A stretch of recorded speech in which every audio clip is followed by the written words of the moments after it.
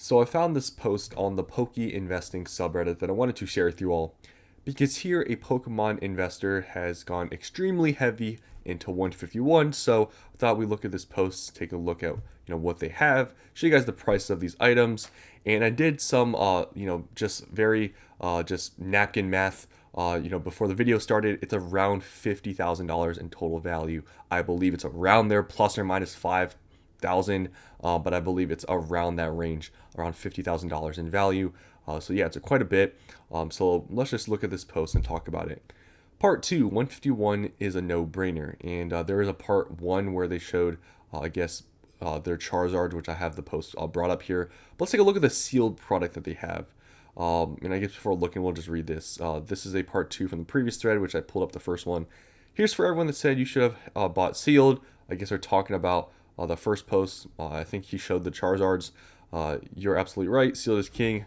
Also, the top comment is about diversification. We don't talk about that around here.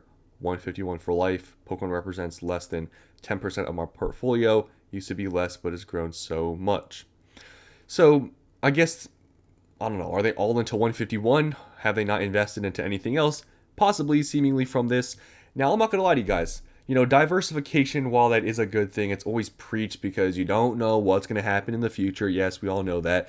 But let's be honest here. 151 is one of, if not the top sets in Scarlet and Violet. If somebody were to have bought only 151 product like a year ago, I think they're doing completely fine, and I think in the future they're going to do extremely well, and they're already doing extremely well. So I think whoever said, oh, you should have diversified, guys, it's 151. We're being for real here. If you're going all into 151, I don't think that's a problem, to be honest. 151, I think, will forever be popular. It's just that great of a set. It's that popular. So I don't know who said, you should diversify. If you were buying, I don't know, Shrouded Fable, maybe I would argue that, but it's 151. So let's take a look at what they have here. So they have a bunch of booster bundles. I think there's about 80 something here. Here there's probably like another 50 or so, probably maybe around there. So they have like 130, 140 of these.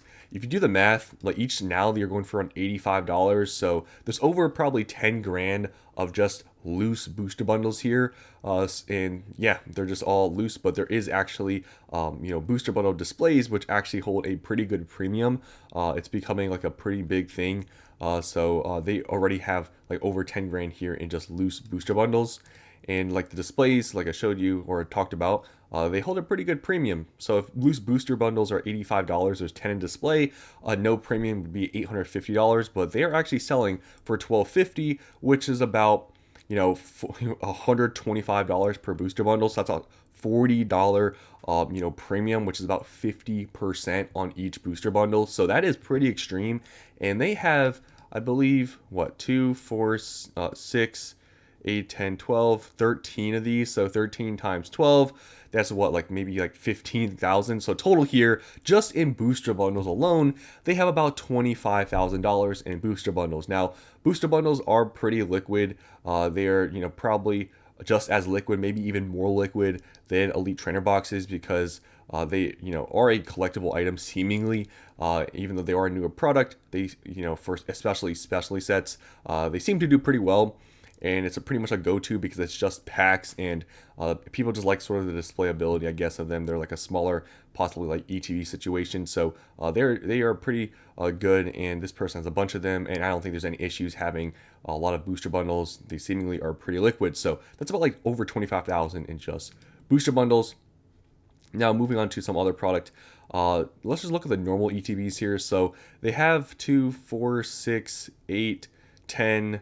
11, so 22 here, 23, 24, 25, 26 normal ETBs. Right here you can see they're going for about like $350, so 350 times 25. The math in my head, what is that? Maybe like 7 grand, like something around there. So total, that's in the low 30s already. So there's that.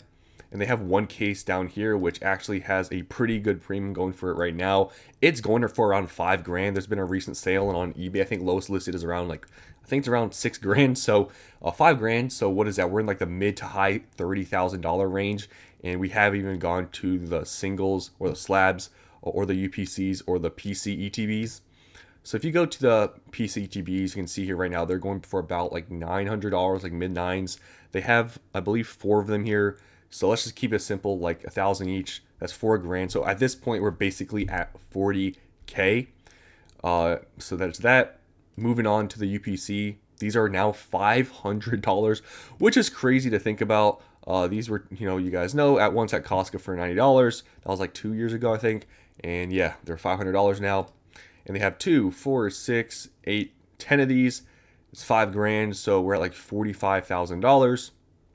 And we move on to the 151 PSA 10 Charizard. It's going for about a grand. And they have 10 of these. So that is about $55,000. Just some rough napkin math. I know they showed a couple other cards here as well. I don't know how much these are. Is this a Pokemon Center stamp one? Yeah, this is a Pokemon Center one? Yeah, it is. I don't know how much this is going for. I didn't even search that up. But it's probably like 1,000 or so. I don't know. But they have roughly $55,000 here in 151. So pretty crazy. And they have some other cards. Maybe that adds up to some more money. Maybe it's closer to 60,000. But yeah, they have a lot of money here in 151. Now, I'm not exactly sure how much they paid for all the product, because they didn't really mention it, but I'll give you guys some insight on their profile. So here's the first post. I guess they posted here where they said 151 is a no-brainer, and they talked about here, I guess, how much maybe they traded or paid for each Charizard. And I guess this is where somebody was saying that they should have bought sealed, which obviously they did. Now, I did see their profile, and yeah, it's kind of interesting how much hate this person got for making this post, which at this point isn't uncommon to get a lot of hate for showing anything sealed.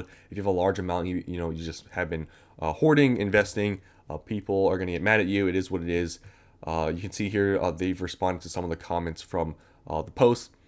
There's more than 25K here. I guess someone said something about how much they had. Yeah, I mean, like, I didn't, some napkin math. It's around 55,000. People are upset that there are people that invest differently than they do. That's okay. I just find it funny on the Poke Investing sub. There's so much hate. No botting ever. Just scouring the Ontario marketplace. I guess somebody thought or asked if they bought it, and they got downvoted. Made a lot of connections through Pokemon, so I won't have the hardest time selling product for a good price. I can only speak for Toronto, but there are many big fish buyers setting a floor price.